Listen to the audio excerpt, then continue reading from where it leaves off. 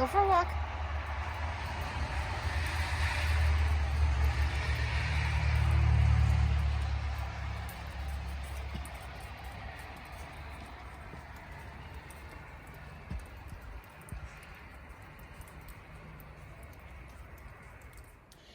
So I'm going to use some leftovers from the fridge, and if you saw my dish the other night I made with the noodles, I had some kielbasa left over, so I cut that up. I have it with a little olive oil in the pan, and then in my freezer I have this half bag of peppers and onions I had gotten at the discount store. I want to use it up. My freezer's getting full. I want to get some fresh things in there, so I'm going to chop that up in a moment. And then I had some potatoes that were looking sort of sad. I don't know why they went so quickly, so I cut them down, put a little olive oil on there and some of the complete seasoning that I like from the Dollar Tree. Put those in the air fryer. I like the way they come out. They crisp up nice. I didn't crisp them up too much because I will be adding that in here as well. And I'm going to go ahead and chop these peppers and onions up. And this is the seasoning that I absolutely love and highly recommend. So I'm going to just fry this up first, the kielbasa, just for a few minutes and brown this up. And then I'll add the peppers and onions. They cook down very quickly, but I like this to be quite brown. And, okay, well that's looking good. I'm going to let that continue to brown up just a little bit. I'm going to lower the heat, and then I'm going to add the peppers and onions. So I'm going to just dump these out and just, well, see, you can see how much frost is in there. So it's time to use these up. And just chop them down a little bit, frost and all. That'll just add extra moisture to it. I'm not worried about that. And you got to see Kip running around a little bit in the snow. This is day 2. Actually day 2.5 maybe, 2 3/4, 2 2/3, something like that of snow. I'm tired of it. Today is my mother's birthday. If anybody wants to wish happy birthday to Maureen, please give her a shout out. I'm sure she would appreciate all the comments. And yeah, we're sick of the snow, but I'm going to head over there tonight. But it's a snowy day, like I said. I'm just chopping this up. We're going to make the home fried potatoes and the kielbasa. I'm also going to make some biscuits and gravy, and then attempt to make some baking powder biscuits, which I haven't made in years. And then this way, we just have something warm for any time we need it. We'll throw it in the fridge. We're just using up leftovers. Okay, I'm going to dump the peppers and onions in here. This is all leftovers. I had the leftover kielbasa. I have these leftover peppers and onions. I'm going to fry these up and let this moisture cook down. We're going to add the potatoes to this, and then we'll have a nice side dish, whether I want to add this to a main dish, eat this as is. Let me turn this up a wee bit. Eat this as is, or I can make the biscuit, or the gravy, and sausage gravy. That's what I want to say.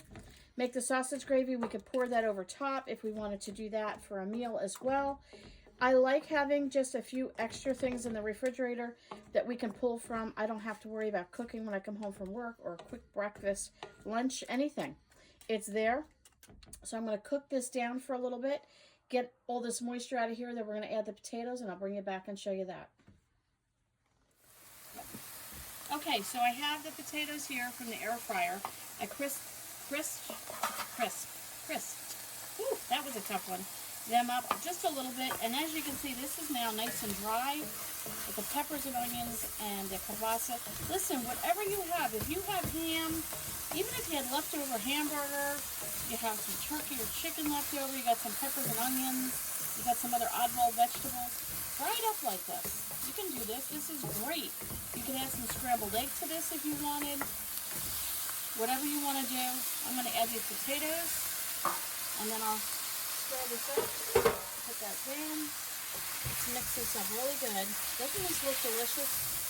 When I used to go out when I was a little girl in Pennsylvania, we used to go to this place up in the Poconos in Pennsylvania, and they would actually serve your meal to you in a black skillet like this. They would cook your meal up in it. I think they still do it that way. And they would serve it to you right in the skillet. So you could even put this in the oven if you wanted to, because I'm using a cast iron pan. Sprinkle some cheese on top, melted cheese. Serve that as a dish. This is all leftovers. That's all this is. No fuss, no bother. Now I'm going to have this cooked up and ready to go. So my husband says, I'm starving, or my son comes in from shoveling the snow, here we go. If you are a single person living at home, don't feel like this is overwhelming or too much food. Just cook all this up. Take what you can, portion it out for however much you think you would eat during the week, and just freeze the rest in small containers. And then you have a nice, wholesome meal that you've made yourself for the next couple weeks. So don't think just because I have a family of 3 that you're a family of 1 and that this is something that you couldn't do. Absolutely you can. So I'm going to continue, as you can see, browning this up, and then I'll bring you back when I do the sausage and gravy. Just adding a little water to the pan to scrape up the peppers and onions off the bottom. Before I go ahead and add the sausage, the water will dissipate momentarily. I cut down the Stonyfield breakfast. I bought this at breakfast sausage at Dollar General. I think it was $2.99. I really like this particular one. Hometown Original. I have gotten other sausages from other places. Other than Jimmy Dean, I like this one. And there are the potatoes, fried potatoes with all the extras in it, the kielbasa and the peppers and onions. So next I'll be putting the sausage into the pot once it's ready to go, and I'll cook that up and bring you back. Okay, so you can see I have, let me put this over here. I took all the sausage out. That's quite a bit of sausage. And now there's all the bits at the bottom, so that is the flavor. That is what you want. So here's what you can do. You can just make a gravy from just this. You do not need to use the sausage, and you can use the sausage for another recipe. We are going to add this back shortly. So I put a little water in it because it is a cast iron pan just to loosen up the bottom. Now I'm going to put in a stick of butter. And you can use salted butter, unsalted butter, whatever you have. I don't know that margarine would really work on this. I would recommend that you use the butter. Now you want to melt down your butter. And then we're going to, on top of that, once this is completely melted down, we're going to add in our flour. Cook down the flour so we get the flour taste out of it. You don't want to taste raw flour. And you want it to get it like a nice brown coating. And then it gives it more of a nutty flavor, I guess you would say. And then we're going to add our milk, so I'll bring it back in a minute. Okay, so the butter is all cooked down, and we've got the juices and the bits from the bottom. I've tried to scrape most of that up. We'll continue to do that as we cook. Now I'm going to add in some flour. I have a cup of flour, and what I like to do is kind of stir it in. I don't want it to be too fast. You know, you do it however, if you are used to doing it, but I like to just add a little bit at a time. I find sometimes I get overzealous and then I just throw things together and then I'm sorry at the end. You can see this is actually thickening up. It's going to become almost like a thick dough in here. And we're just mixing that into the butter and the sausage drippings and whatever sausage is left. And again, you can just use this. This is the gravy. So you do not need to add any extra meat, but it's great with the meat as an alternative. Then you can have your sausage gravy, your bacon gravy, whatever, dried beef gravy, whatever you want to have. So add the rest of the flour in here. We're going to cook this down a few more minutes. Make sure all this flour is coated with the butter. And the pan's looking pretty good. And then I'm going to get my whisk out and we're going to add the milk. Okay. So here you can see it's nice and thick. This is the way you want it. I have a whisk out. I would use a different whisk if it was not a cast iron pan. This is my metal one. I'm going to pour in a little bit of milk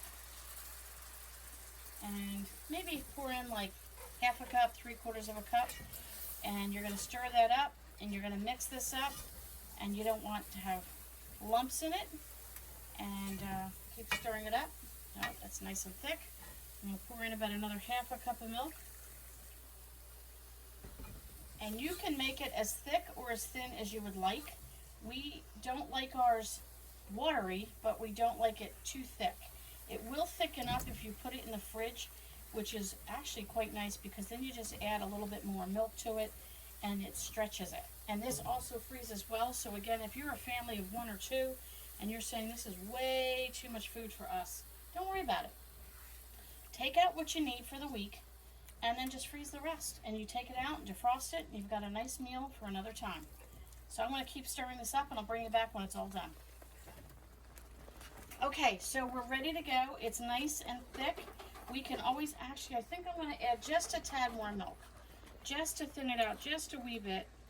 And I think that would be good. And then again, when I stick it in the fridge and or the freezer for a later time, I will just add milk as needed. Now this, how do you eat this? This is perfect. This is gravy. This is perfect as is. You do not need to add any meat to it. You can throw this over toast, over biscuits, whatever you want to do. We are actually, I think, going to be putting this over the potatoes I made. All of a sudden we decided we feel like eating some of this now. So I'm going to go ahead and add in my sausage. I also, while the camera was off, added in just a little salt and pepper to this. And let me switch out and use a spoon. I added salt and pepper to the gravy. You want to be able to do that. You add what you want and how much you like. I'm not going to tell you how much salt and pepper to add. But here we go. Look at this thick, delicious gravy. Stir this up. I do need to get, I don't know if you can see the handle here. It is hot to touch. So I need to get one of those silicone covers for that. I've seen that on Amy Marion's videos. And I don't know, I gotta look on Amazon. I guess Amazon would sell them because this can get quite hot.